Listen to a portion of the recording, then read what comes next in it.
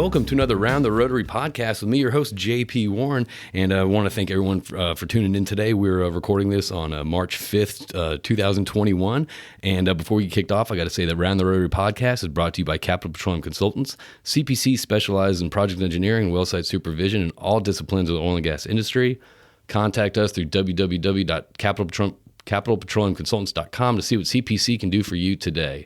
So I actually just started memorizing about 2 or 3 episodes ago. So I'm pretty proud of myself right now. You did all right. Pretty proud of myself. So for those of you that don't know, in the studio with us today, we have David Reid, the Chief Technology Officer and Chief Marketing Officer of NOV. And we're going to be talking about that, but we're also going to be talking about a project that he founded, which is called the redM movement, which discusses human trafficking and not just rescuing human trafficking, but the restoration as the well. Recovery part, yeah. And we'll get into that, but let's get this business stuff out of the way first. Let's get the oil and gas stuff out of the way and actually talk about something that's near and dear to your heart and and kind of shed some light on that to the listeners and so see if what kind of involvement that other people can get in and just kind of spread the word about it a little bit. So thanks for coming in today. I appreciate this. I know we've been kind of trying to tag up, but both of our schedules have been kind of difficult. So I'm excited about this. I'm glad to be here. It should be fun. And you just actually last night, tell me about last night. There was it was an event, OGGN, I guess, million downloads event that they had. And they actually been good at always giving redM money, but until last night, we weren't able to say we can actually put that in a bank account that's called redM. So we were just channeling it through to organizations. So and I think a lot more organized people around me has been helpful, and so they've been setting up bank accounts and making us 501c3 and doing all the important things you have to do. And that seems like it's a lot of work behind the scenes, but you need to have that work. You do. And I've got great people who just think that's a ton of fun, so if they have fun with that, go with it. Yeah. Absolutely. So there's a few of them there, and it was a nice moment for all of us to just go, I guess we have cash now. So. How was the it looked like the turnout was pretty good. It was full, room was full. Kind of wild at this time, but I guess people are feeling better and are done with all of this. I think they're kind of, trying to reemerge the vaccines and then people kind of get more comfortable. But there's still, so Texas is about to open back up with no mask. You're going to see a lot of shit. A lot of videos about people telling other people how to live their life, which wild. It's ridiculous. I'm over it. I'm over it. It's going to be interesting, but that was a first sign of maybe a first wave of human beings in a room. They probably, a month ago we'd have gone, oh my goodness, don't do that. Don't do it. And we need to terrible idea. Yeah. Well, a month ago I was in my bed with COVID, so. Okay. That's one of the reasons we had to reschedule. Yeah. How was it? Horrible. It was bad? Horrible. 3 weeks of it. Really? Yeah. You got your taste or smell? No, I didn't actually lose taste and smell. I got everything else, but that meant I ate the whole time. You know what's funny? It's like, to me, it's like, if I want to wear a mask, I'm going to wear a mask because it's not a thing, oh, you're scared of COVID. You're scared of... No. As a grown male, if I have allergies, I am down and out. So it's not a question of COVID or anything like that. I'm just a huge baby when I get sick. Yeah. We tried. We did, and that's the hard part. Catching it at the end was the bummer. You're like a year wasted. You made it through. Just do it in March or last year. You made it through, but you got caught. Yeah. Well, we had a small group, and we stayed with that whole time. Like we got 6 people that we spent time with, and one of them got it, and we all went down. It was like, there was that plan. Yeah, you can't control other people. Rule number 1 in life. And then exactly. You can't. So just I completely agree with that. So hey, I kind of wanted to, I'm glad you're here today, and it's turnout last night at the OGGN million. It was really good. Yeah, really good. Gave us a check, so they do that. But also, what happened? It was fun. Someone just jumped out of the crowd. I'm going to match this check, and someone I'm going to match that check too, and it just turned into. There was a check-off. A check-off. Yeah. All right. Isn't that someone from Star Trek? Anyway, never mind. Well, I'm just trying to think of something right now. Yeah, there was a check-off. That's what we call it in Texas. That kind of I'll bet that raised the energy in that room. It did. Well, we've been posting a lot over time, and it just, there was a lot of people came up. I'm a follower. I've watched everything, and I'm just glad to do something. Well, that's so. I'm sitting here. We're going to get into that a little bit. So I'm kind of sitting here because I was looking at the website, and I'm actually thinking about how can I get involved? What's the best avenue I guess with my skill sets or whether it's LinkedIn network or whether it's the podcast, what could we do? So we'll talk about that a little bit. Let's do the boring stuff. The business stuff. I meant business stuff. Yeah. Business, boring, same thing to me. Maybe. So that's the point of this podcast. So tell us about your background. I mean, we were talking before. You have such an interesting background, interesting motivations, and I'm so curious to pick your brain on this. I made all that up. I just wanted to get you excited for the podcast. Now we have nothing to talk about. All right, thanks for everyone tuning in for Around the Rotary. This is David Reid, man of many words. No, what do you want to know? Where are you from? I mean, where am I from? Why do I talk so funny?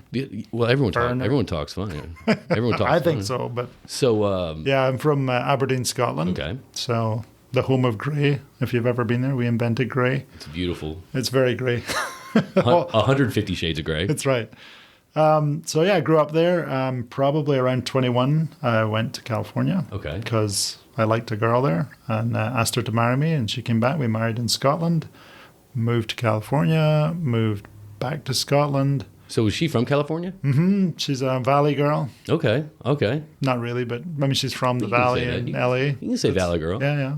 She doesn't talk like one of her cousins. Maybe more. Sorry if they're listening. I'm sure they are listening. They're huge listeners to this podcast. Yeah, a lot of blonde beach girls. They love this podcast. That's what this is for. The hair. It's the long hair. But what were you? So are you first generation oil and gas? No, not at all. We grew up in an oil gas town, right. But it all grew up around us. Probably knew more Americans because they moved around us.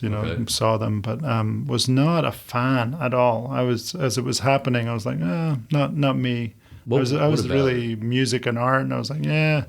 So that kind of led me into architecture. Okay. And kind of went down that road and worked in that a little bit in Scotland, and then a lot more in California, and then came back, worked in Scotland, and then got fired, and then it was like, oh, what am I going to do? I thought I was good at this. So you got let go of the architecture world. Yeah. All right. Quickly. Then I guess what was your mindset with that? Was it like, okay, well, I need to find another firm in architecture to go to, or is it like? No, it was such a brutal thing. I mean, I've been involved with very creative work in California, and I was just like, I'm really good at this. It was just building. I think I'm quite creative. I think I can do this. And so I sold myself to one of the top firms in Aberdeen. Went around a lot of them, and I said, okay, I like these guys. They like me.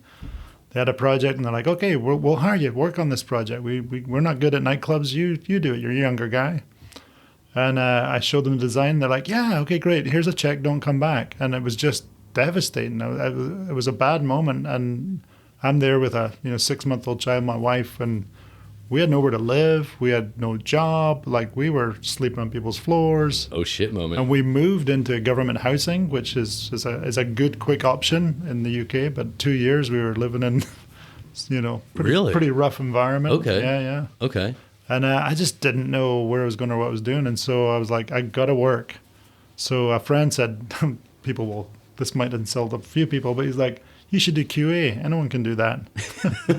So he was at Baker Hughes, and so he brought me on, signed me up. I did a year there temping, and I'm still not that engaged in the industry, but it was paying well. And then I met a guy socially, and he was from Varco, and he just asked me about what I did in college and blah blah. And I talked a lot about American and Scottish culture and how it was different, and motivating people and doing things. And he said, "You want a job?" And I'm like, "Well, I don't know. Let's interview." Well, it was in Montrose, like an hour south, and I'm thinking, an hour driving. Now here, you'd drive an hour to work. You would never. If you drive an hour, that's a week-long vacation. Right. In Scotland, it's not what you do every day for work. So I thought, well, I'll go interview because I'm desperate. That'll be fine. And when I got there, it was just bizarre. As I interviewed, and for me, computing was so interesting at that point, and every person I met had this little Apple Mac on their desk, and I'd never seen them before. And this is back in 92. Okay. 92. Okay. And I'm like, I'd only seen green screens, and in those days there was one green screen, the whole company shared it. Okay. Is it my turn? You go in and you use the terminal. It's like that one computer on the rig. Yeah. You just take your turn. That's exactly. Yep. So I mean, by the third interview, I was kind of like, I wasn't really listening to what they're saying, but I kept seeing this computer, and I'm like, what is that on your desk? And he explained it, and I said, well, everyone's had one. Does everyone get one? Oh yeah, everyone has one in the company. Do I get one if I work here? Because they're talking a workshop job, and I'm like, I am not that person. Right. I can't imagine. And they showed me this little shed in the corner of the workshop with a computer in it and said, that's where you'll work. And I was like, I like the computer, so I'll do this for a month and I'm out. Okay. And I understood, it was a Californian boss. I understood Californians. And I like how you say that, like it's like their own. It is their different, own culture. very different. But I mean, it made me. I knew what was possible because I'd like that idea of you can do anything you want in the States, which does not carry in the UK at all.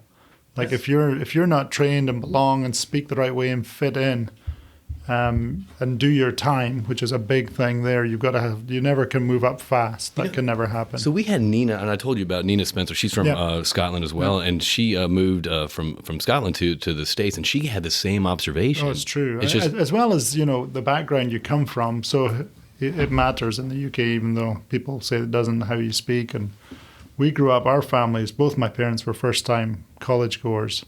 And nobody, I don't think anyone else went to college around that. So there's still that class. Yeah, very much. Yeah. And we come from, both poor fisher people and gypsies, basically. Okay. Our Irish side, we're all gypsies. Gypsies and coal miners, pretty much. Okay. And I'm thinking of the movie Snatch right now. Yeah. Oh, there you go. Yeah. Yeah, so those people. But what was weird was there was no expectation. So all my cousins, although some of them are politicians, but they're fighters by nature, but they also grew up in, my parents wanted to have lots of kids and moved into a nice part of town before oil. And all around us suddenly came serious people and house prices went up and they all talked nice and went to private schools. Okay. We didn't. And the kids wouldn't play with us. Their parents would be like, no, don't spend time with them. Okay. And my mother literally put us into a speech and drama class to learn how to speak properly so people would talk to us and play with us in the neighborhood. Okay. And so we all learned how to speak fancy. So I go into this workshop and I talk like a rich kid. And everyone's reading your accent over there. So they're like, who does he think he is? Who do you think you are? Do you think you're the boss just because you talk? So I was like, no, I went to school to get this accent. Yeah, no, I didn't say that. But I mean, I would. But at the end of the day, that's how people think there. And but I knew they all thought there was something special because like some special relationship. And this is weird too, but they have a lot of Freemasons there. And so that shop was a Freemason shop. And they go, you need when these guys talk, you don't interrupt them. And I'd be like, as soon as I saw it, I'm walking up, hey, what are we talking about? And they're serious about we don't talk about that. So they're looking at me like, what are you doing? And I'm like, is it Freemasonry? And they're just like, so the rumor develops that I'm some high up Freemason because I'm not afraid. Because you just go and open the conversation. And then I keep doing things that people aren't allowed to do. Like I started changing things. We didn't have proper coveralls. Everyone brought their own in those days. I'm like, we're going to do a company coverall. We're going to put a patch on it. We're going to put your name on it. Going to clean up the shop, going to buy, lifting equipment that's certified. And they're all like, you're going to get fired for spending all this money. But what I did was we became really productive as a team and started analyzing the work. And I didn't even know I could do this stuff. So in a way, that's kind of, that might have been an introduction to marketing and branding and all that stuff because your people are. It was really understanding how I didn't know yet, but how much it's about people. And the productivity of human beings and how you make a work environment and you can do anything. Right. So you build a great team. And there's things we achieved in that shop that I don't think we've ever gone and achieved again. But turnaround times that I don't even want to say out loud in public because we can't produce that now. Okay. But we did some things through great teamwork and there was layoffs. I turned up in a downturn. And it's a small town. Nobody wanted to do a layoff. And my boss is like, there's this big tension right now. No one's going to write a list because we have to live here. Oh, yeah. And I live in Aberdeen. So I'm like, I'll write a list because I'm thinking, if I write a list, I'm not on the list. So I'm like, I'll do one. Yeah. And I didn't know anything, but I knew that there was guys in the shop who were intimidating bullies. And I'm like, just take these guys out. We can do a lot. Because you have those type of personalities in a shop. That's detrimental to the culture. Well, and we would have never achieved what we did had they not left. And when they did, people started to realize good behavior is getting rewarded. Positive people are good. Which is in Scotland, people think that's not possible, but you can build a positive environment. We did. People felt protected. They felt rewarded. All of that weird stuff goes away. There's no other power doing something, and we did a lot. And I really liked it, and I had no clue that I would. But the leadership came in from California and talked about people, and I was like, what is this? They were trying to pay people well. They had they had a rule in the company that we will lean towards the people above the company. And they spoke it and they acted it. And I'm like, I like this. Okay. So I guess after, I mean, it wasn't the industry that was sexy for you. It wasn't that company. It wasn't the technology. It was how they treated people. Oh, by far. And so to you, that was a motivating factor. And I'd seen a shop before, and all the shops kind of had naked women everywhere. Yeah. The offices had that, and I was like, this is rough, man. I would talk to the assistants and stuff because that's all you would see women doing back then. I'd be like, are you okay with this? And like, no, we're not. But what can we do? Up in my previous job before, I actually took all the calendars and shredded them. Okay. And I was a temp, and they're like, what are you doing? I'm like, it's not okay. You can't have this shit up on the walls. So when I went to Varco's shop, there was none of that. And so I asked eventually, well, I noticed there's none of that. You see that everywhere. And they said, we're not allowed. I mean, we're gonna treat everyone the same. Like the language was there in Scottish people's mouths. I was like, this is good. They're doing good things. So I just became enthralled with that style of leadership, And so it was the people, as leadership was talking about the people, that kind of was your intro and actually kind of the hook that made you stay in the oil and gas industry. It was. And I just, because I also understood risk-taking, that most people, you can't do that. That's not your job. And they would say that to me all the time. Like, who do you think you are? You can't do that. Yeah. So the first time I got in a rig to measure for equipment, I redesigned the system and found a supplier in Norway to build it and started bidding it. And by the third bid, I was starting to go down on price, and I'm like, probably not getting enough margin now. I'll call my boss. And I called him. He's like, what are you doing? That's not what we do. we take equipment from California and we fit it in the rig. You don't design stuff. So you weren't nervous about that? I mean, so if you have pretty much, you grew up around the oil and gas industry, but I mean, you had a career as an architect, and you're living, and now you're coming to the table, and you weren't intimidated at all to come and try to change the processes or anything like that? So there's something about getting fired and living in a really tough part of town that you were afraid of as a kid and surviving that makes you not really care. Okay. There's something about that, because I think about that. I think, like, why wasn't I afraid? And I'm like, what are they going to do, fire me? It started to be... I've already had that. Yeah, I'm like, I didn't think this is the industry that I love. Yeah. Or what if they did that? Be horrible. I'm like, that'd be good. I'll be okay if that happens. But I think I'd always, up until that point, even in architecture and everything I tried, had this, I want it to be this way, and something would stop me. And in this world, I want it to be this way. And they were like, we like what you're doing. So what happened is my boss said, hey, just so happens the management team's in from California. They're meeting tomorrow. Go see this guy at this hotel and show him what you got. So I show him, and he listened and he listened. And like, at this point, I'm ridiculously passionate about things. And like, I think every leader's an idiot. So I'm kind of conveying that, unfortunately. It took me a while to get that out of my system. But I'm like, this is what we have to do. This is why. This is the only way you're going to get into Norway. And he's like, okay. He said, listen, I don't know what you do or who you are. And I'm like, well, I'm in Montrose. And I start explaining what I do. And he's like, come tomorrow. And I'm like, what's tomorrow? He's like, well, it's all the management team, come and present. And I'm like, I don't know that I should be doing that. So how long were you here before, I guess? That was my third year in the company. And so in Scotland still, yeah. So you go in, there's some of these management team, and you're just pitching something. Well, and it's worse. I turn up and I'm pretty snarky to the things they're saying. Like, they have presentations about how good they are at things that I know are not true. So head of engineering, we've done this great work with paperwork and with our what we're doing for ISO certificate. I'm like, no, you aren't. Yeah. It's weird. I think look back now and go, what the heck was I thinking? So there was a disconnect between the actual what was going on and yeah. There was a lot of things weren't as they thought, and they were presenting. And here's someone just come off a shop floor going, no, that's not how it's going, and this is what you need to do. So after that, the president of the company goes, get in the cab with me. And he goes, we've heard about you. Your wife's Californian. And I was like, yeah. Well, how does she like Scotland? Oh, she hates it.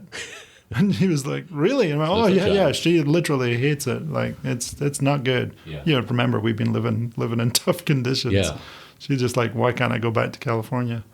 And he goes, well, would you consider working in California? And I'm like, yeah, absolutely. And that was the end of conversation. But within a week, they'd moved me to California. Within a week? Yeah. I was handling pipe handling. But that made your wife a little bit happier. Well, I didn't plan on telling her. We'd had the conversation, and we were in a small town. We'd moved down to Montrose by then. And the president went to Holland and was at a job looking at this new automation package that we were trying to get the job. And he said to the guy he's with, hey, do you think David Reid could run this project?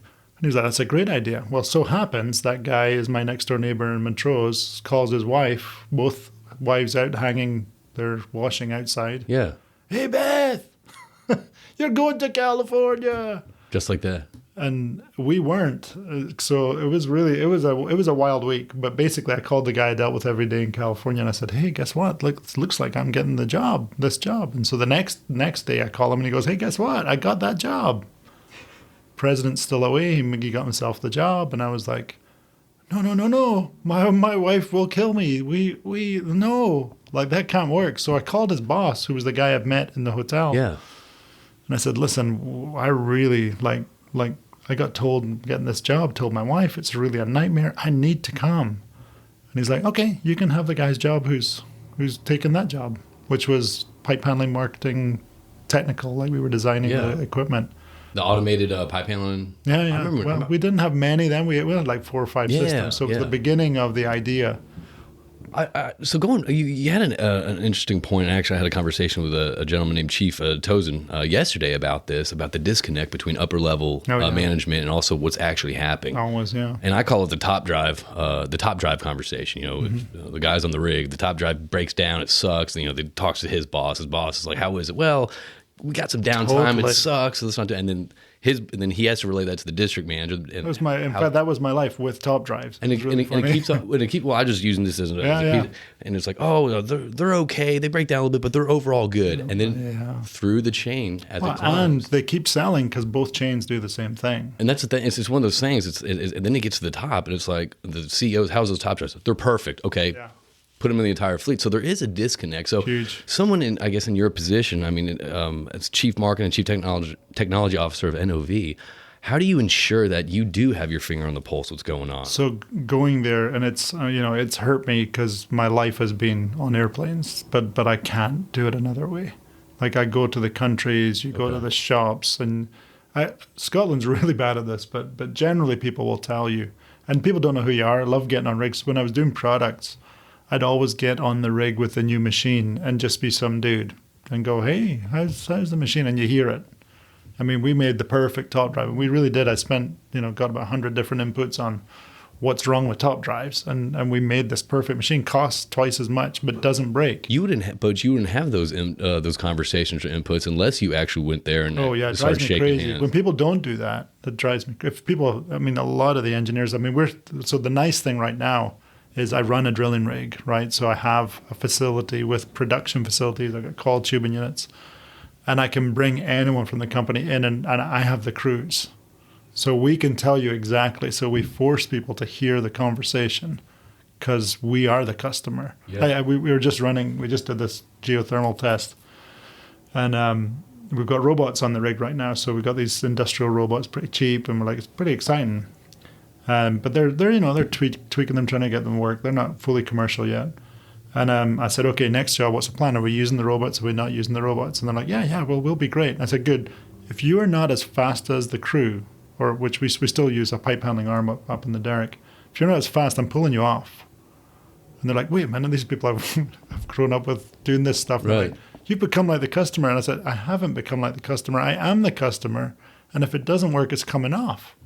Because I can't, we're in an exposed well. I'm not going to be fiddling around with your machines if anyone's life's at risk. And that's when I said, we are, put yourself in the customer's shoes. What a perfect story. So we actually have this video, we're doing a documentary of all our old CEOs and the guys who invented the top, all these guys. Mm-hmm.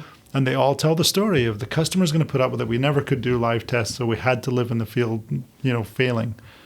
And we're going to get them come back and see, well, good news here. We're actually running our own machines. And it really does help. It's what a huge difference every day to be. And I'm out there all the time. Even the management team doesn't go out that much onto the rig. Right. When we're doing like some late nights, that Friday at 6, I'll be turning up, and they're like, "Whoa, what are you doing here?" just passing by. So is it?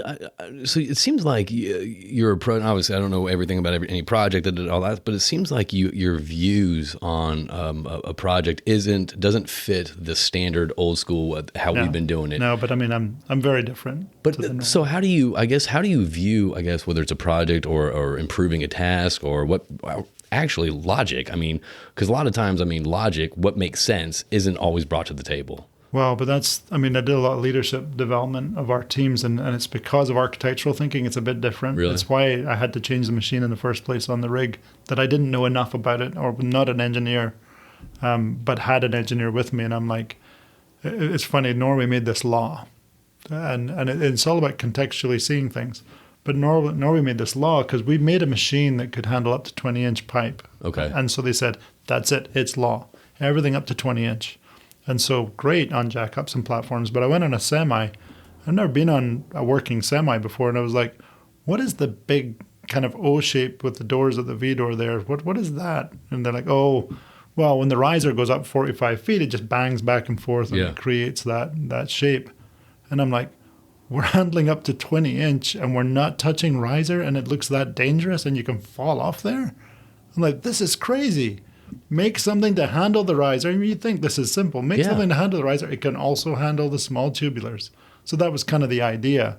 But it was so obvious. But that's very architectural. Most engineers will be like, okay, you got a task up to 20-inch. It's law. We're going to make everything up to 20-inch handles. No, we don't do the 60, over 60-inch. We're going to engineer procedures and everything. That's the information. So contextual thinking doesn't happen. And so because all our leadership in the industry are engineers, they tend to solve problems but struggle with context. Yeah. And so we do a lot of contextual development for leadership. So, that's okay. That's what I was going to ask you. Do you train your team? Do you urge your team to think in different ways? And yeah, I think my teams are a bit different. I've got some new teams. I became CTO this last year, but so they're learning. Everyone's like, we've never had this much input before, and I'm like, oh, you're going to get a lot of input.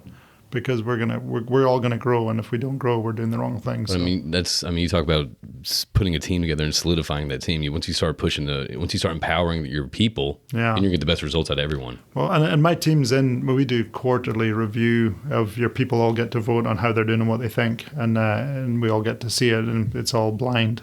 But our scores are the highest in the company, and the teams that I've had over time. Then of course I have these new teams, and I'm getting complaints and something's wrong with the structure, and so you're like, that's really important to me. I obsess on, even though we are highest scores. I think teamwork is the one we just got was 100%, and the people who made the survey, the outside company, like, we've never seen 100% on anything. But so I'm up in the 90s on most of our numbers, but I want to know the next 5%, and that's my team. They know I'm that way. I'm like, okay, why can't we be 100? So teamwork's the first one. I'm like, okay, forget teamwork. Let's not talk about that. Let's talk about. And they know I'm that way. So now I've got these groups that are like way down in the normals of the company of like, 40% are happy and would tell someone they should work at the company. Okay, good. I'll go work on that. Right. But I love that stuff. It's all the people. Because to creativity, getting better at the job, having people happier, it's all the same stuff. And for me, everyone has a superpower. So I'm like, I'm obsessing on what is it. Might not even be in our company. I'm okay with that. Right. Which isn't company policy. I'm like, you can leave. You can all leave. You can start your own company. Maybe it's a better idea for you. I'm open to that. I just want people to do their best work all the time. And when you do that and you hold people openly, you stick. The people love being there. The culture is so much more positive. Oh, yeah. And then you're going to get people have buy-in. Right. And then the thing is, no one wants to go to work and be miserable. Right. And I learned that from the original bosses, but I just played it out. When we merged with National, the culture was the normal oil field. Fear and intimidation is how you motivate people. I've been doing this for 60 years. Right. And we lost a ton of good friends of mine who worked at Varco because they were young and were senior leaders, and they could tell if you weren't good old boy, and they were just like, I'm out. Yeah, the mentality of we pay you from the neck down. Yeah. It was just I don't want to play it down too much because it's functioned, but I just because I'd tasted something else, I was like, so I loved, and I started doing. We had leadership classes, and I started to. I liked it because it was aiming at the middle. Because most leaders, you can't change a leader, because especially at the top, because everything worked. Yeah. Their formulas are proven. Yeah, so why change? Well, they're not going to because it worked. You're wrong. Where are you? What's your position? Are you the okay, great, thanks. Exactly. I'm not listening to you. So started working because on the way up, you have a chance. There's some vulnerability. There's things you can work with in the leaders, and you can start to get them to grow. And when we did that, we would hear from, employees, peers, bosses, but families. Like we'd be hearing, what did you do to my husband? Like he's a better dad and a better husband. And I mean, that's pretty impactful right there. That's the beginning. Yeah. And that's where it all is. Like, so if you're going to develop people, and they're like, when you get these, I won't mention companies, but there's certain companies that encourage people to travel the world and imply that your kids should be in some private school somewhere where you don't see them and boarding. And it's like, you just ruin your leadership because kids are there to teach you. No, they absolutely are. And I think there's an excellent excellent point to that. I actually did a conversation. People tell me, what's the keys to success and habit? First, I'm like, you're talking to the wrong person. But to me, it's so often people start focusing on their careers and their first, family second. It's easier. It is easier. It's all positive. People, you get some negative feedback, but not at home. It's all negative. So it's like truth. Yeah. I don't like truth. I like this pretense of corporations. This is much better. Where we all pretend we don't have problems. This is better. Yeah. And so, I like that. NOV is pretty uncorporate for a corporation. When we've studied it, they're like, this isn't like other companies. So I like that. It feels like a small company everywhere. But and when people look at us, they're like, you're really honest with each other. Like you're not scared to call things out. And that's pretty critical, I think, is when you get that truth in work. When you have those discussions, yeah. And there's weirdness like all human beings. It's kind of, I think I was talking, I have to watch, not talking other companies, but another service company called me in and said, we want to talk about structure and people and how you run things. And they're like, how can you give people all that freedom? How do you control them? Was that what came out of their mouths? And I said, well, they're human beings. How's it working for you controlling them? Well, generally they don't do what we tell them. And I was like, right. Don't control them, inspire them, connect them, give them tools, empower them, like let them find their own way. They're just like, oh, that's too hard, too much risk. Well, then you're pushing down creativity. You're pushing those discussions. It costs you. It does cost. Yeah. So you don't have a marketing background, and you're sitting in the chief. So tell me about, I guess, kind of how you evolved into this position. A lot from. The California leadership would dig into who you are. Like, okay. They were really into psychology stuff and all sorts of things. But, there were rules in those days. It kind of died as we got bought. But no executive could have a desk that you sat on the other side of. Just not allowed. Okay. And it's because they knew there's a barrier and it implies you're bigger and you're better. And so, you go and full access to the top of the company. Anyone can walk in the CEO's office. And he would always turn around and you'd sit in a seat and there's nothing between you. Right. Same level. Amazing what that does to you when you learn, that kind of psychology. So for me, they'd be like, they quickly got into, here's where you're really bad. Seriously, it was like, and this changed my whole life. But because I've been in companies where they were just, the Californian architects would go, why are you not happy? They'd talk happiness. But this was a whole new thing. And they said, well, you're really bad at this and you're really bad at that. And my boss goes, almost everyone in this building is really good at that. I'm like, oh man, I am so fired. I'm going back to Scotland. My wife's going to leave me. Yeah. It's just everything's going through my head. And he goes, but what you're good at, there's two people in the company. One is our CEO and the other is a president. And I was like, I don't know what you're saying now.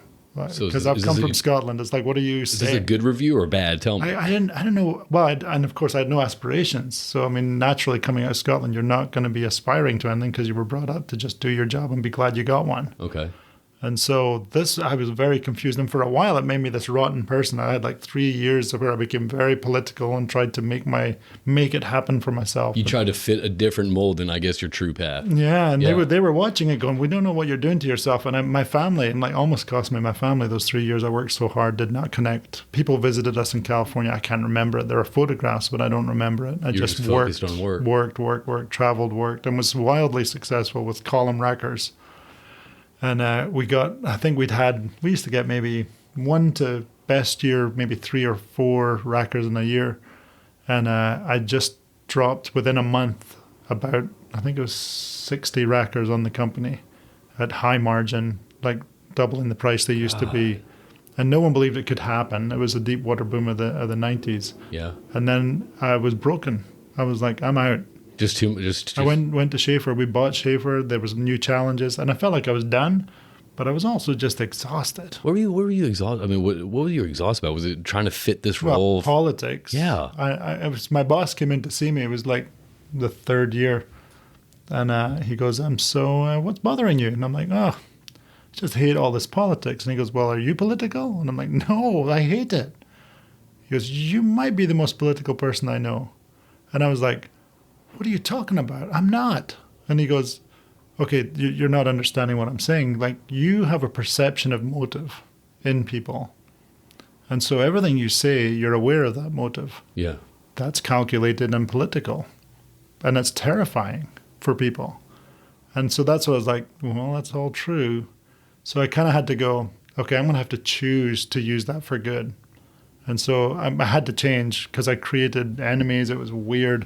So people from Schaefer just called out at that time and said, hey, you want to come to us? You can be a director, which I was like 28, 29. Okay. I'm like, a director? And in those days, a director was always over 55. Yeah. So I was like, what?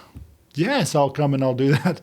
And so my wife's like, I'll take anything but the person you've been. So she loved California, but she's like, I'll go to Houston for this.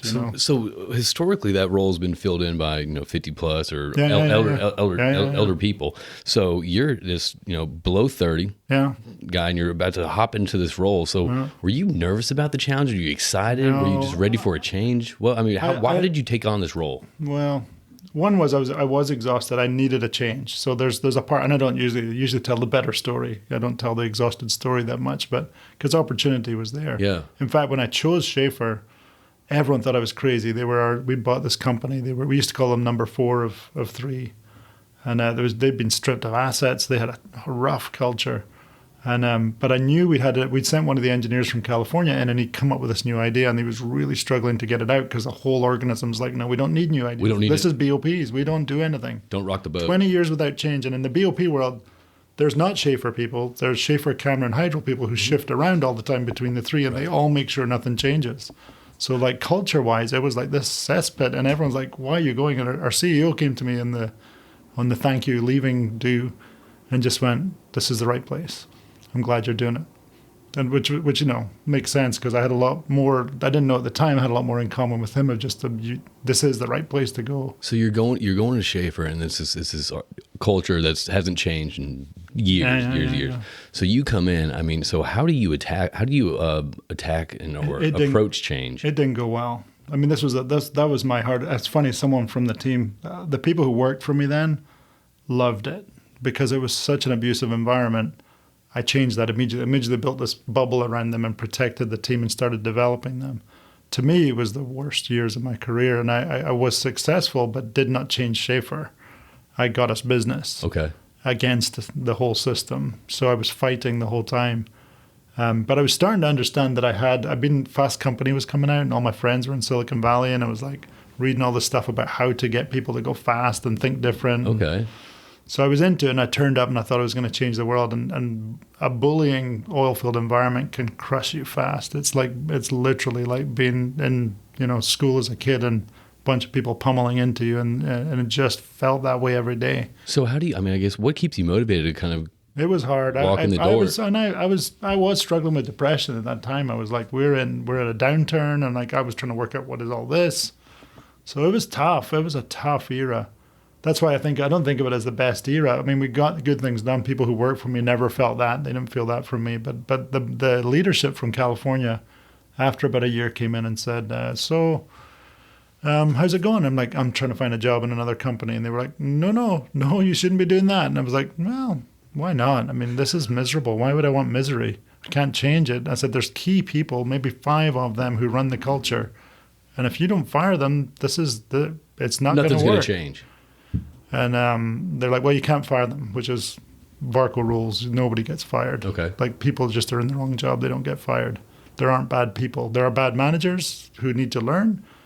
Teach them, and the people will be fine. They just had very people-centric rules. Everything's a coaching moment. Everything. Okay. It wasn't weird coaching. If I went by and told Maury, who's been retired for years now, and I told him, hey, I tell everyone you were a great mentor, and he goes, what a horrible word, mentor. What does that mean? I'm like, well, you spent time with me. I said, I spent time with you because you were smart. I was learning. You were learning from me. I'm like, that's who they were. Yeah. There wasn't some fake, everyone learned how to coach each other. They would never say the word coach. And it was very real. They were just good people. Yeah. And I met a guy recently who remembered Maury, like, oh, yeah, I knew Maury. Like, if you go into China, most of the plants have a picture of Maury, shaking hands in their lobby. He was when you went to other cultures, you had to learn the culture, and that was Maury. He was like, you're going to learn what they do. You're going to do those things. And people, a beautiful man, hated flying. But he still did it. He had to drink a lot to get on a plane. It was really weird. I went on lots of planes with him. But so anyway, he was like, here's what you need. You need a sales guy and an engineer. That's all you need. You can change the world. Okay. And I was like, okay. And that's what I did. I lost us a lot of business. They made a chart of how much business I lost them because I wouldn't take bad contracts, which we did bank contracts all day long. And I wouldn't lose money. Right. And they didn't like that. They were used to losing money, which is the BOP world. They all are happy to get business, lose money, change the manager. It's kind of the culture. So managers don't survive. So did you bring on a salesperson? Yeah. Okay. Yeah. And did that help you out a little bit? Oh yeah, man. Changed the world. Okay. And I had to sell myself. Europe, I did the selling. The guy did the U.S. selling. But he was a ran a service group up in Edmonton, and I came across him, and he turned up and he goes, "Hey, I've got this design," and he said, "I've started making the parts." And pretty easy to do. And it was actually an old Cameron BOP, which this is like really dangerous stuff. But we tested it, it worked. And so they'd actually stopped supporting a product that was wild in Canada. And he made a RAM design that would fit and work. And he said, we can make a lot of money. And we did make tons of money. But I've met him, I'm like, okay, now I got what I want. Okay. You're my sales guy. And then I had another young engineer who was just like would do anything, try anything, and so that kind of brought a breath of fresh air, kind of more pep to your step, and kind of elevated the mood. We won. I mean, I don't talk about this much, but the environment was the old sales environment, which meant they were a low price guy, and everyone sold through strip clubs. Yeah, that's how they sold. Yep. And as soon as I had marketing, they gave me sales. I'm like, you don't want to give me sales. Because I don't agree with how the sales tactic. I shut it down. I'm like, you're fired, or you bring that in. Yeah. Like, or you explain to your wife why you're spending that money. And so, what year was this? 90.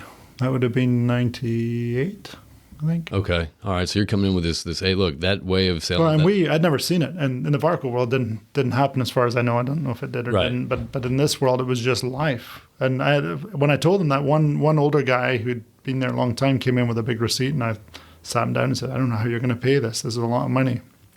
He said, I'm not. He said, he's like, I'm going to take it higher. I'm like, take it higher. That's a great idea. So my boss sits me down and goes, listen, David, I know these things happen, but you shouldn't just turn a blind eye. You don't have to be associated, but just quietly. And that's not you. And I was like, really? That's the policy? Let's take that higher. And he looked at me like, well, what are you saying? I'm like, well, let's go to HR and ask if that's the policy. To turn a blind eye to something that, yeah. And he was just like, oh, I'm not saying that. I'm not. And he held it. I'm like, I'm telling you, dude, I'm the wrong guy. Because we would take whole companies to strip clubs. Like, it was a ton of money. We had no money. It was funny. One of the accounting ladies came along, just out of cube at the time, and just kind of poked her head in and said, thank you from everybody. Really? And the strip club they all used was the end of the street. So you'd work hard all day and drive by and see all our company cars. And what kind of culture does that? What does that tell everyone else that you're working with? It was horrific. Yeah. It was horrific. I mean, I literally felt like I want to get out, but I kept pushing, and then after 3 years, they gave me another job. It was awesome. Okay, so now how'd you go from there, from director? Schaefer, build the team, then... I think I was still director at first, but we were in a downturn. We built all those machines that I've been creatively inventing, and were all different. And it was a bowling ball to projects. I mean, we were late. Things were years late. Things were more expensive. Everyone was losing money. And our reputation was shot because we'd been too creative. And they said at the end, there's two guys who knew how to sell drilling rigs in this company, and that's David and a guy called Mike Williams. Okay. We didn't get on, which was really funny. from my political days, right, in Varco. And so they thought they'll never work together, those two. Because poor Mike just spent his life saying I was a horrible person and I was hiding away in Schaefer doing my job. So my boss is like, they're thinking this is going to be a nightmare to convince him to do it. And so, but I was so miserable and they didn't know how miserable I was. And so they said, the president of Schaefer's like, we'd like you to, he started with it. There's only 2 people who know how to sell drilling rigs. And, oh yeah, me and Mike. He's like, yep. I said, oh, you want me to work for Mike? And he was like, well, I was going to get to that. I'll do it. And he was like, ready to make a move. What? He was so shocked. He said, we thought 3 days it would take us to talk you into this. And I went straight up to Mike's office. I'm like, hey, listen, bad things happened. And I was stupid. And this is what I was thinking. And I'm never after your job. I'm never trying to hurt you. How was the reception of that? We became good friends. Took a few weeks. He didn't trust me at first. He's like, okay, I'm willing to try this. And we were on our own. We were in a corporate group, 2 people, trying to get rigs sold. And what happened was he took one in the Gulf. And I went to Maersk and told my wife, went to the airport and went, I don't know when I'm coming back because it's the only job in the world right now. Yeah. And so 6 weeks I stayed at Maersk and just designed this. I would sit outside their offices and wait for 5 o'clock because they were in the middle of a bid. We can't talk. And I'm like, okay. And I'd walk the guy home who was in charge of it all. I'd be like, anyway, I'm just here. I had nothing else to do. I'm going to walk you home. So we just chat, and eventually after a few weeks, they're like, just come in the office after 5, it's fine. Yeah. And then then they said, we'll give you an office, and we started developing the spec of this, and the design changed the world. It was a brilliant design, but I brought in all the top engineers. How does that feel for you if you're coming in, you're designing this news, and it has such an industry impact? You didn't know. It almost cost us both our careers. This was the first ever integrated project we got. Okay. And I believed in it, but we lost money. There's people still in the company who are like, you're the guy who did that. I'm an evil guy. Because all things I've done hurt on the first few units. And then the growing pains. Yeah, it was like, and National Oil Varco would never have happened had this project not happened, because we were then sold to Tuboscope, and we were still called Varco. And the Triclay, who's our CEO now, was like, we sold it because we thought you were tanking the company. Really? Because we kept getting business and they assumed the results would be the same. But we'd fixed the margin issue and the price issue and the design issue. You just need a little time to get it to market to have that opportunity. The first one was all custom. It was all custom. Okay. And it did hurt. It was a minus 7% margin or something. The second one was 0. And they took my next 6 or 7 projects I got and just applied the same math and said, we're in trouble. Let's sell this stinky thing. Okay. And National at the time was trying to catch up, and so they were actually lowballing prices. So when we merged, suddenly we were making great margin, and they were losing money on every job. So, but for me, what was I didn't think I was changing the world at all. I just believed it was right to go standard at this point. Okay. And it just made sense. Yeah, and I didn't want to be in it long, so I stayed enough to. I actually had a deal with Keppel, like, we'll sell standard jackups. But once we've done 3 of these, we'll call it good, because they didn't believe me that there's no way a drilling contractor will buy a standard jackup because they differentiate off of design.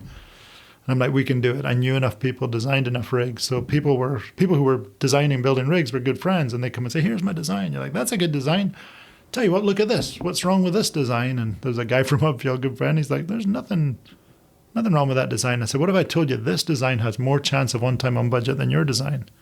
Then I'll take yours. So with all with people telling you, nah, it's not going to work. No. How do you keep on finding the drive to keep plowing through the negative, feedback you're getting and still deliver? I don't know. I don't know why. I'm just wired that way. I believe. And then everyone thinks it's like the 60 rackers. I think about a month before the orders start coming in, I had this, we just started video conferencing. It was a big deal. Varco thought they were the coolest thing ever because with these giant TV screens. And so I'm on a call in Europe with the whole management team on the other side, intimidating. They were not fans at the time. They're like, what is he doing, going around the world? It's just a vacation freak. He just likes traveling. I'm like, yeah, right. So anyway, I'm talking to them and they say, this isn't going to go. Who do you think? Noble? Noble was one of our first contractors. They were buying it. They're like, Noble are going to buy it? Noble? And I'm like, yeah, Danny Atkins loved Noble's not going to. Seiko Forex, really? Who else you working with? And they're like, none of these people will buy rackers. They won't. And then just boom, boom, boom, boom. Orders just came in because there was this scarcity starting to happen. We had to build. And I'd become the guy. What year was this?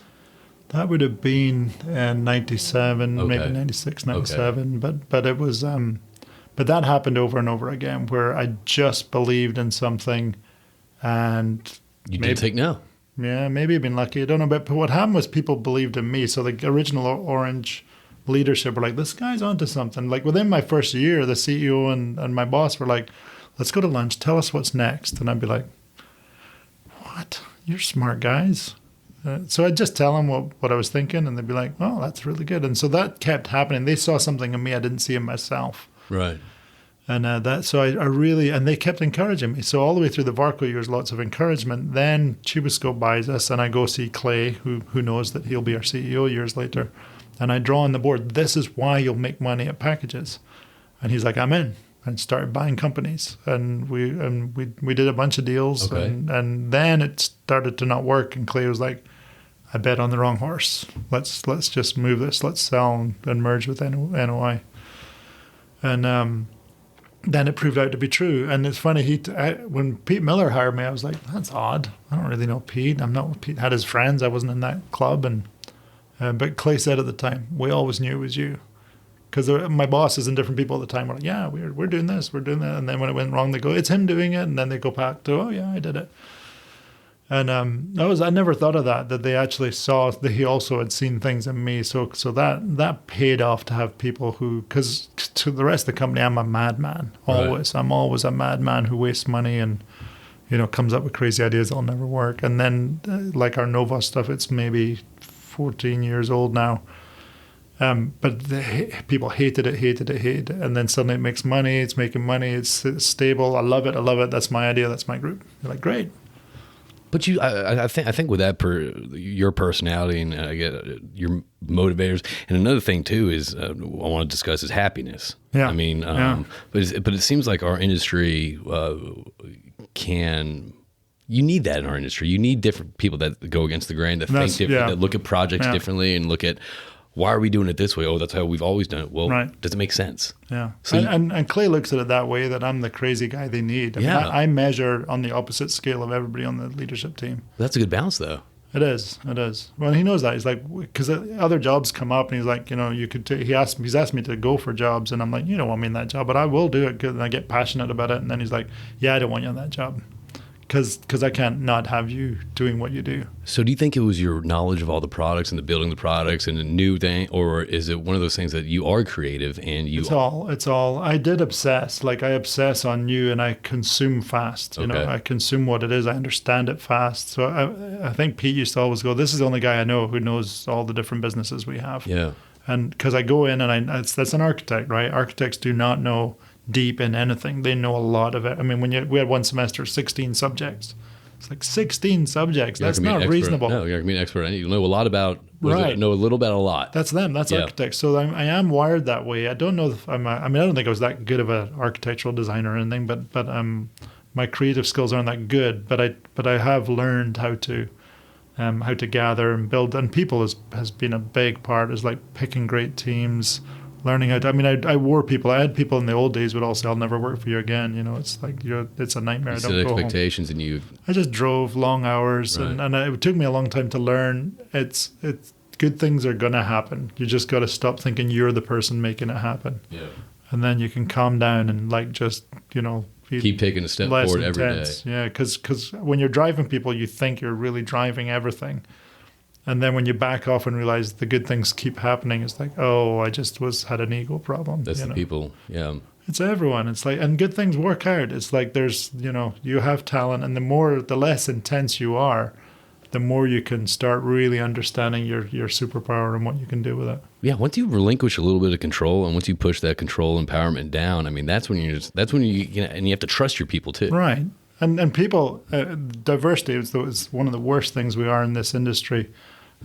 Because diversity is everything. People who are not like you will come up with much better ideas and different things you think are wrong at first. And I've really got into that. I really love to watch different people do things and go. And when you're the boss, the worst part, because your ego wants them to go, do you like it? Yes, I like it. Yeah.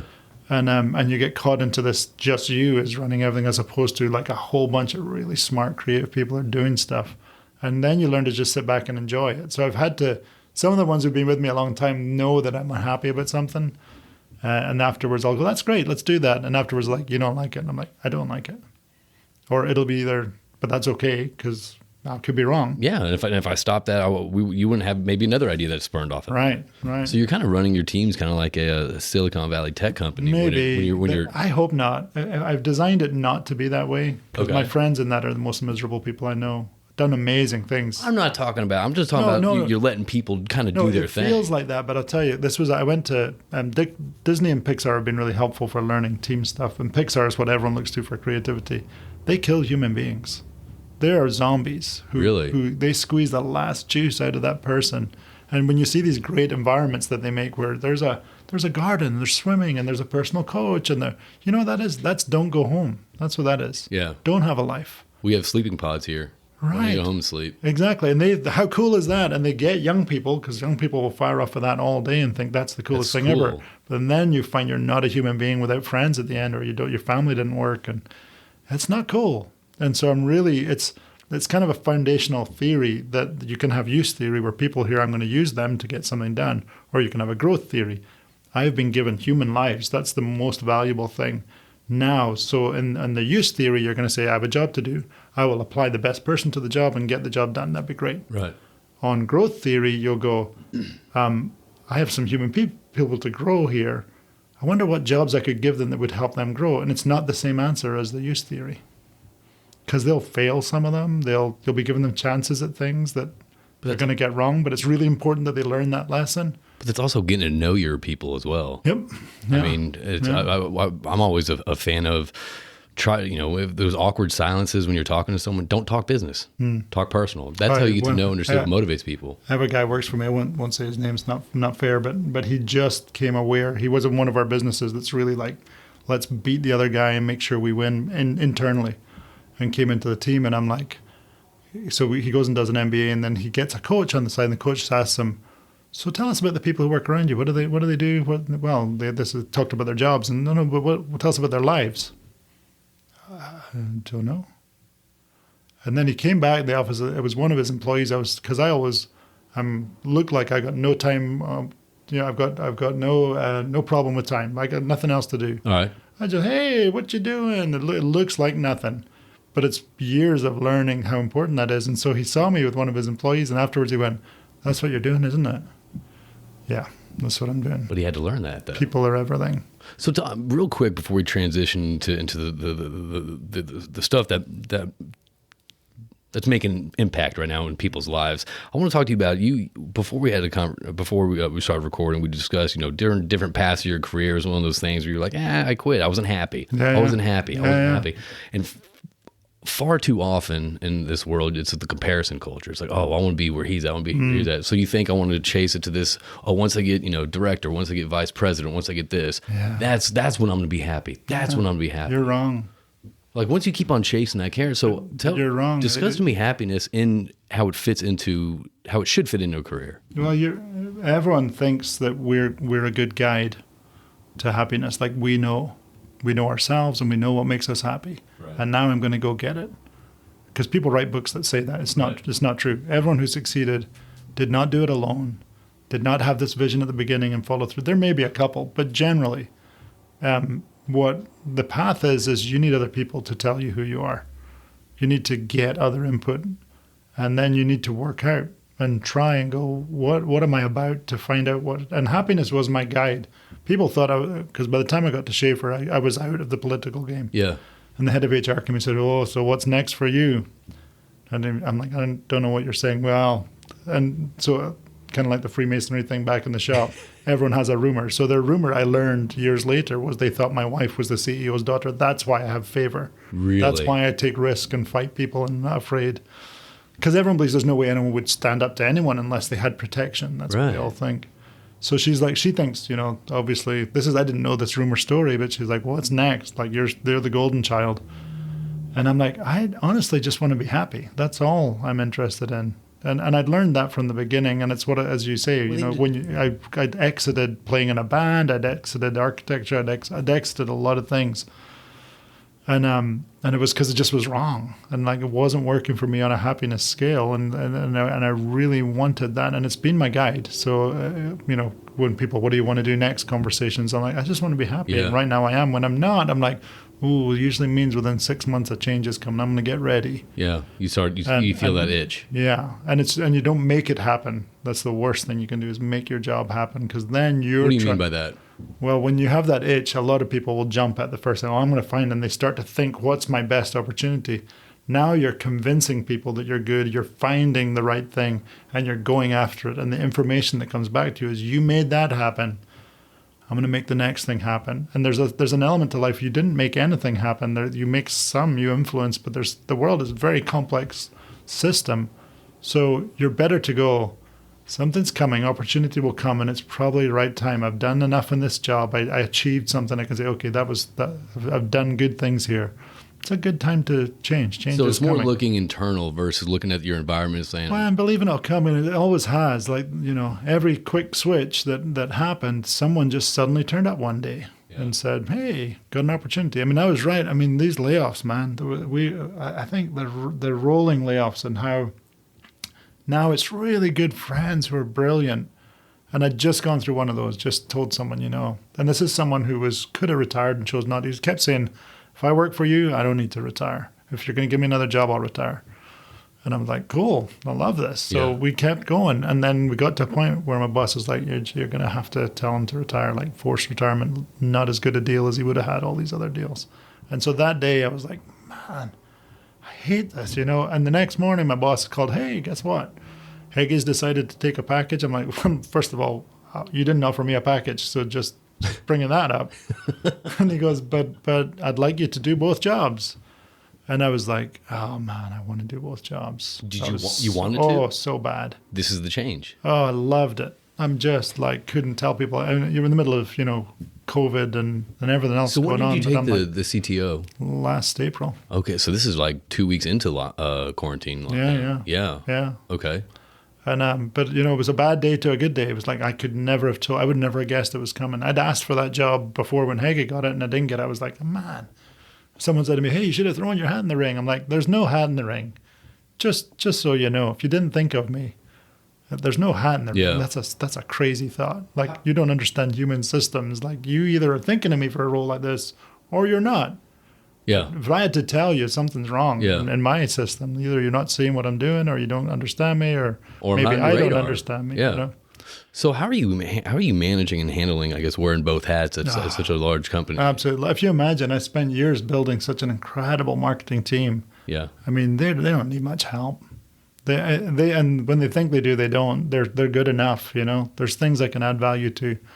It's pretty easy. They do great work now. But I spent years tuning that team and relinquishing control to that team. Right. I'm just I learned millennials like to talk a lot, which is something when one of my VPs was going to have a baby, which is one of the best things I've been experiencing, is women having to be out to have babies.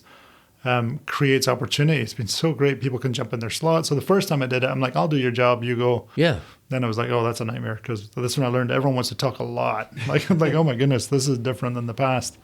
But I think that I lost my train of thought. I was just having happy thoughts. But I do think that that point of, we've been learning that as long as you have good talent who are flexible, and you give them opportunity when someone goes out for 3 months, man, that's been a blast for us.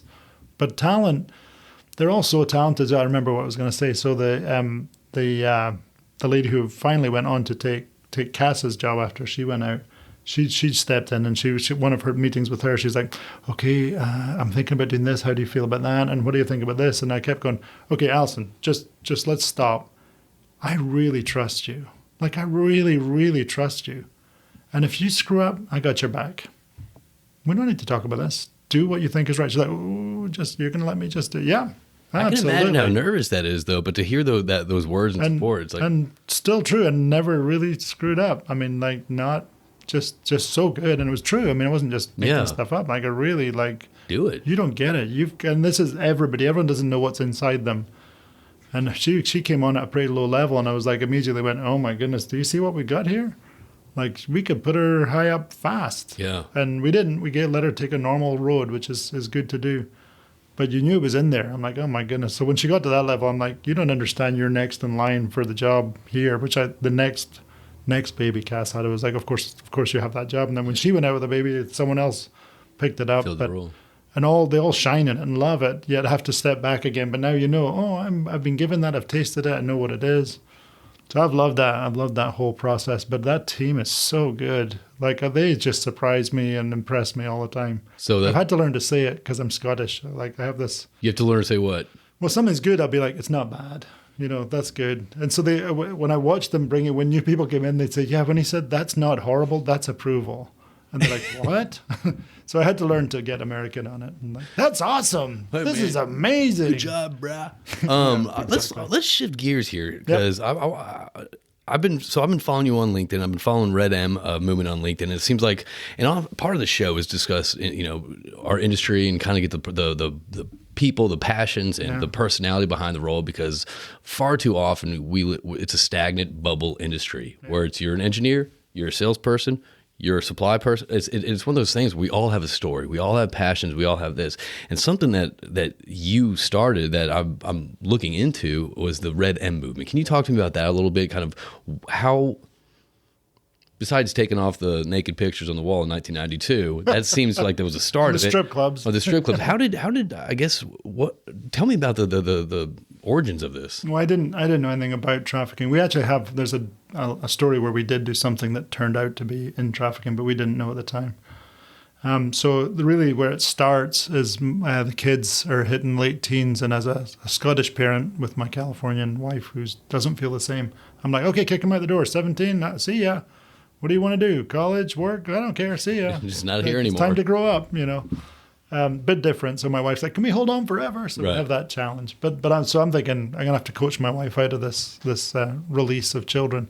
So I was like, what are we going to do? Who are we going to be when the kids are gone? We've been all about the family, and now who are we going to be? So just think about it. I don't want a quick answer.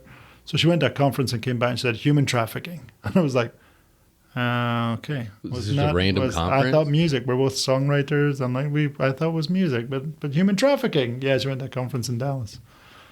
And it was early days, so people didn't know what that was. We didn't really know much. We knew the person she'd heard speak was working out of Thessaloniki in Greece, and we're like, hey, my sister lives in Greece. Let's go visit. We'll go see them. We go see them. She meets them. Turns out it's very clandestine, very dangerous. Starting to understand that. And they said, yeah, you'd have to live here to work in this area for at least 6 months, or you're no use to us. And she was like, oh, no. So we go home. She's depressed.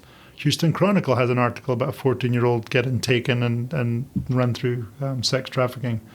And there's a lady telling the story and called Dottie Laster. And I said, call her, whoever that, let's find her. Tracks her down, starts working for Dottie, does undercover work in Houston, which I didn't understand how dangerous that was. I'm still traveling around the world. Then one day she goes, I'm going to go pick up a client from the airport. Just came in. It's okay, I have a police escort. And I was like, why a police escort? What's going on? What's that? And she goes, well, these are this is the cartels and this is the big drug gun guys trafficking people. Okay, like I don't know if I like you doing this. So she got involved with an organization who do the recovery side, and I started being involved. We started housing. That client actually came to live with us for a bit, and we started people who've been through recovery programs. We would start housing. So we learned we were really good with those people, because an awkward thing is when people get around formerly trafficked and survivors, they get awkward. They don't know how do I talk to you? Are you okay? Yeah, I mean it's socially. But sorry, did I scare you? Well, as well as they've come from a whole nother world, and they've been trained that all of us are weirdos. So there's a lot of mind control goes on in that space. So you're basically taking them out of the deepest cult you can imagine. And then abuses that work, like when they turn a trick, that works mentally like a rape. So they're doing multiple rapes daily for years, and they're basically manipulated, controlled, or beaten into pretending something else. So anyway, we learn we can be around them. We just have a thing. Like, we're cool. Like, I was doing painting classes. We were doing movie nights. Yeah. We'd hang around them. And Beth was on the board of this organization. One day she says, okay, you're going to have to get on the board. There were some things that led to that. But I was like, all right, I'll do it. I've been trying to avoid it, but I'll do it. So first day on the board, I look at them. I know how great. I mean, seeing people get recovered out of that, because most people, if you save them out, if you grab someone who's been trafficked, put them in a shelter, 80% go back. They're trained. This is part of the work they do in cult thinking. So even when they're rescued and they're put in a shelter, they they'll still go back to that 80%, lifestyle. 80%. Okay. So because people get excited, we'll get them into a shelter and it happens. And we're done. Yeah. It takes years and a lot of money. And so when I saw the money side, I'm like, it takes a ton of money to recover these women. It's like having a full-time intensive care unit for a year and a half minimum. Okay. And when they recover, it's amazing. I mean, you're like, they're normal humans again, but right. It's a journey. It's a journey of recovering a human. And so when I saw the money, and then they had this little flyer they passed around. Here's our new marketing. I wanted to die. I'm and like, you're seeing that, a paper flyer. We could do better. And I could tell there's no way I can say that to this crowd. I'm new. So the next day I just went on LinkedIn. Hey, who wants to help this organization build some killer marketing? And so when was this? Just 3 years ago. Okay. Yeah, and then about 50. I can't remember in my head. The numbers don't stick, but it was in the 50,000 world views over 24 hours. Okay. And then that kept growing. And so another friend from work called me and said, I saw your post. Let's do something. So we set up, there's a coffee shop in town that's all the money goes to trafficking recovery. In the Heights right there? Second Cup, Yeah. So we went there and they gave us their back room to set up, and I put different subjects of marketing on tables. And I said, come on in, go to the table. That's your thing. I had redM talk about what it was. Everyone in the room didn't know anything about trafficking. Then I said, okay, brainstorm. So they all brainstormed. And I said, okay, now pick a speaker out of your group. Have the speaker come up, tell your story. Speaker comes up. Afterwards, I said, okay, speakers, you are now running that department. We will meet here monthly, and we'll just start helping this organization. So that was the first year. And we did some really cool things, burnt out a lot of people, and then started going, burnout thing's not good. Yeah. So we really changed our mission. It was real marketing then, and then it became any professional. And we started to build a system where we can all, what I've seen is when you work with an organization, they will draw you in, and then you have guilt, and you will work for them, and it will disrupt your life until you can find a way to exit. And so we built a project system where we work out you and your time and what you can handle. And that can be half an hour for the next 3 years, or it can be 6 hours a week, or it can be like, I can give you 20 hours a week.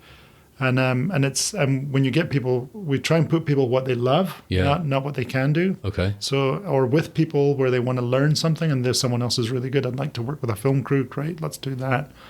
And we use it to grow people, and we use it to grow a community, but we use it to make sure they manage the balance of health in their life so they don't burn out. So that's a lot of times, I mean, like there's people that want to get into volunteering, that want to offer their time, their service, and all that stuff. And you're right, though. There's that feeling of, God, if I get into this. Once I step in, I'm trapped. Man, then I'll feel bad about saying no. If my life picks up and all that stuff. So people say no all the time and love it. Yeah. They're like, hey, you want to join? Nope. I think the last 2 big projects I did, we had like group me's around it, and I said, "Hey, gonna do a live event. Who's in?" 1 person. Not depressing. Yeah. We built a team of about 40 people. I had 39 of them I'd never met, and we did an incredible event. And we do that, and then afterwards we're like, "Do you want to keep going?" And then every year we take everyone and go, "Do you want to keep doing what needs to change in your life?" So we have the information. Let's make sure no one's burning out. People will take years off. We've had people who did the first year who are like coming to me now going, I think I'm ready. Get back in. To do some things. Let's talk about what it is, yeah. Or my life changed. I did a college course, or I had a kid, or...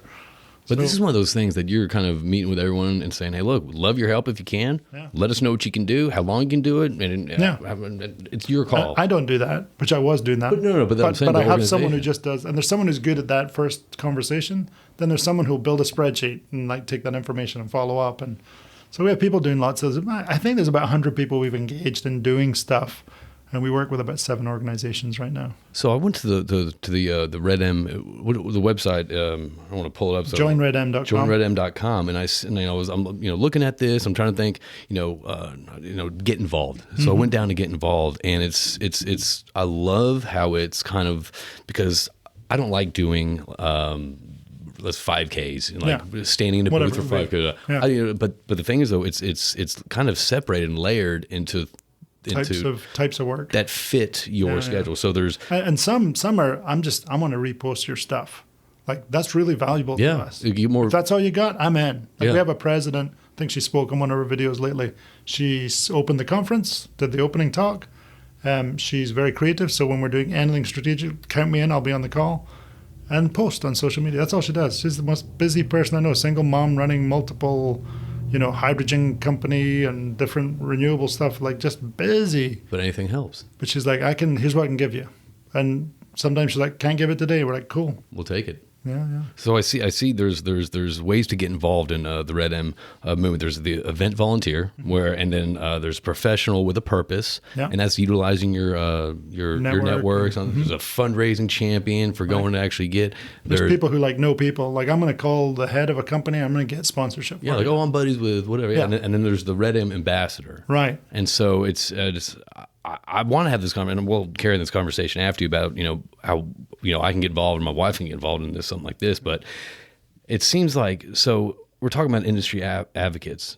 What we do in our industry is not talked about enough. The people we are, the communities that we touch. Givers natural. I mean, it's funny in NOV. I always laugh because we talk about like United Way or whatever we're doing, and I'm like, we're not doing United Way to get people money. We're trying to find the people who don't give yet.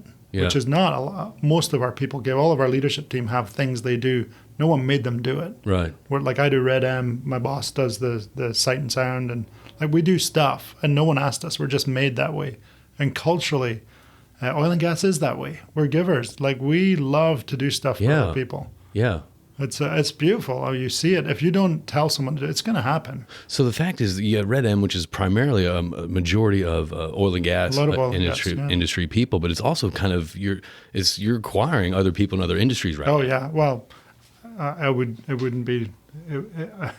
I don't think of it this way, but I have hired a bunch of people at redM because it's you get to see lots of, and there's things you see in other industries where you're like, oh, you're really good at this. How do you do that? Yeah.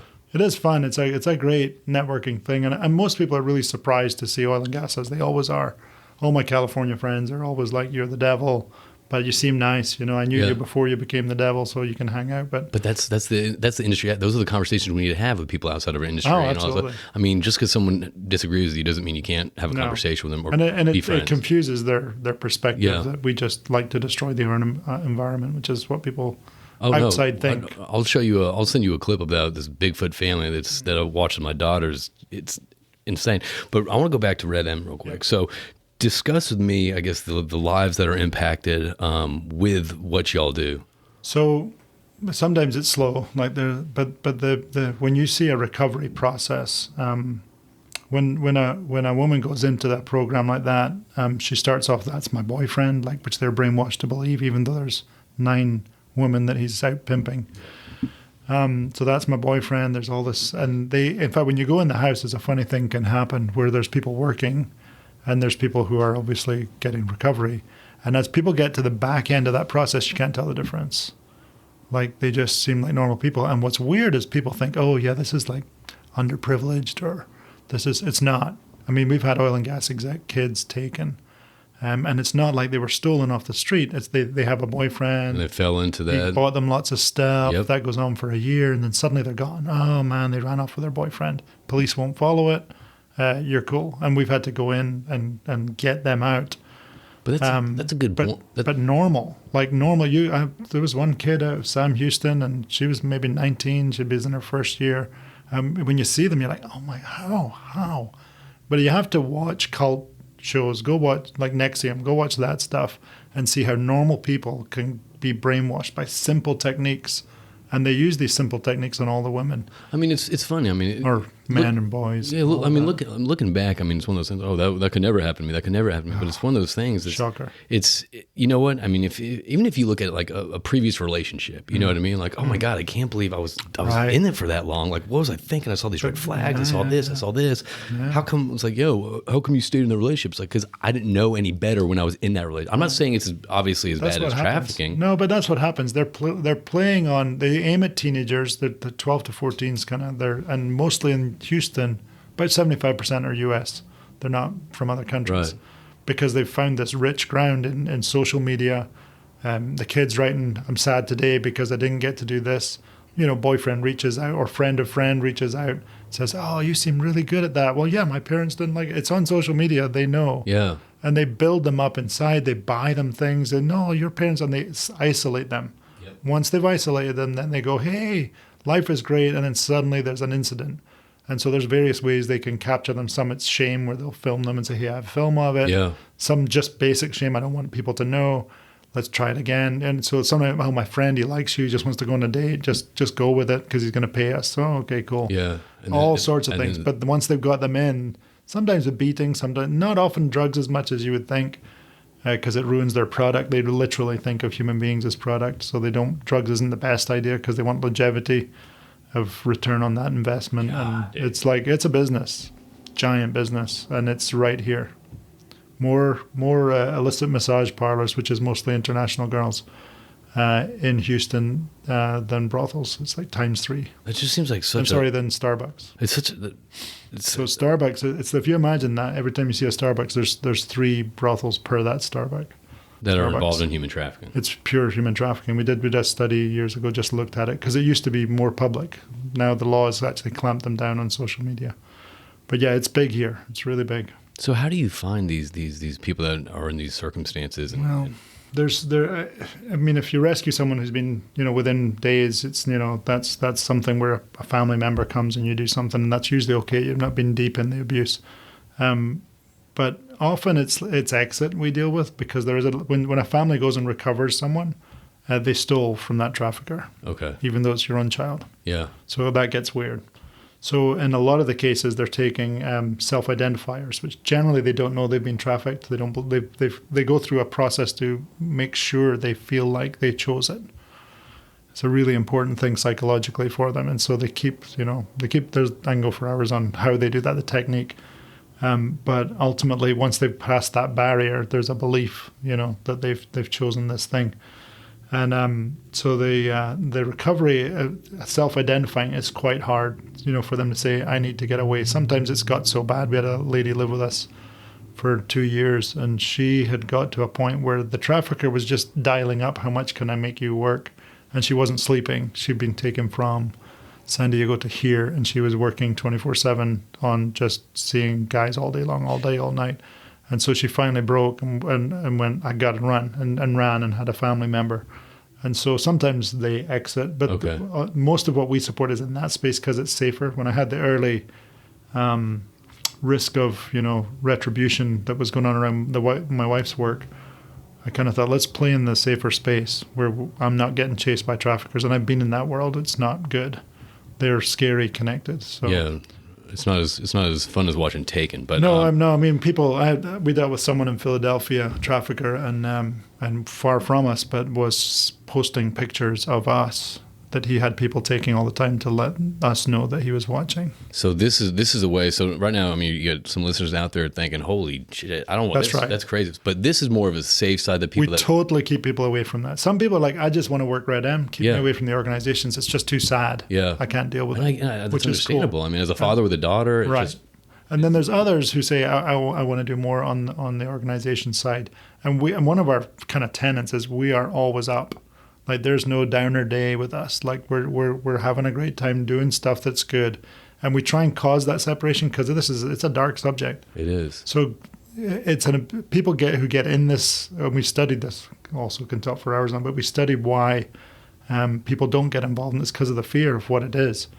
I don't want more information. Yeah. So we just need people to have enough information and do something.